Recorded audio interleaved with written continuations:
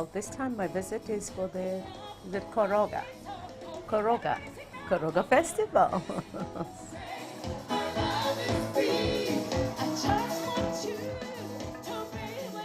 I wouldn't say we are nearing the near zero environment on malaria, but we are trying to eliminate. Lots of interventions have been used, and people are aware of all those interventions. So we are really making progress. Well, I think the challenges that I've seen is when people are given those nets and they don't use them, they don't sleep under them, because it is one of the interventions as well. So it's constantly trying to educate the people and telling them the importance. People walking long distances to go and find a healthcare clinic, healthcare workers not being trained adequately or not being given all the tools and the amenities that they need as well. But really for me, ordinary people are really trying to make ends meet, and those are my unsung heroes, because whether people are HIV positive, whether there's malaria or anything, people would be comfortable with people that they know. So I think it becomes imperative that governments will train these healthcare workers, and they'll make sure that all the amenities that they need are there, so that when people come, they get the services that they need.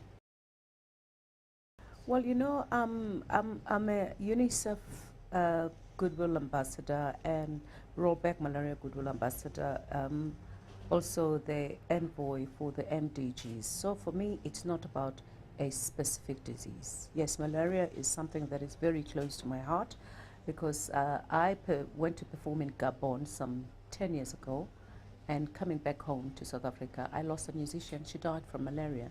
So for me, that's when my humanitarian work started. I'd been doing all sorts of things before that, but that opened my eyes, because it was not only for South Africa, it was for the whole continent and the world if I had been given a chance. So I work with different civil societies. In Kenya, I work with Kanko. In Tanzania, I work with different people. In Zambia, I've got another group that I work with.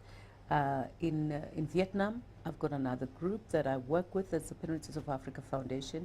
In Japan, in Australia, in England, I work with a group of ordinary people, and the company, well, and the group is called Results. So they advocate with their leaders to go and get, whether it's money for immunizing children, whether it's money for the Global Fund, or it's money for education, because I strongly believe when people are educated, we can never take them for granted. When people know their rights, they can never be at anybody's mercy.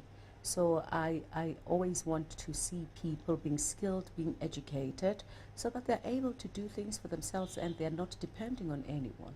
So that becomes the government's job, to level the playing field so that people are able to do everything for themselves. So when it comes to the plight of malaria, I think in all spheres, you know, across the board, we need political will from our politicians.